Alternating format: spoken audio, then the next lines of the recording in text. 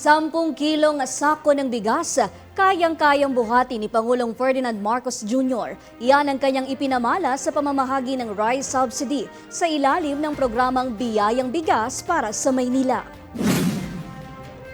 Isinagawa ang ceremonial distribution sa isang mall kung saan bawat benepisyaryo ay tumanggap ng 10 kilong bigas. Ayon sa Pangulo, bahagi ito ng hakbang ng administrasyon para tiyakin ang seguridad sa pagkain at maibsan ang epekto ng patuloy na economic pressure sa pamilyang Pilipino. Sinabi rin niya na ipatutupad sa buong bansa ang Rice Distribution Initiative.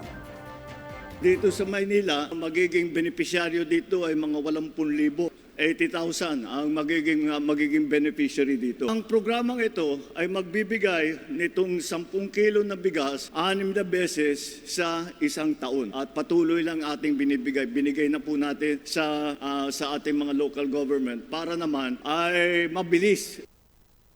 Ang programa ay pinondohan ng Office of the President na naglabas ng humigit kumulang 286 million pesos na ibinigay sa pamahalaang lungsod ng Maynila sa pamamagitan ng Financial Assistance to Local Government Units o FALGU.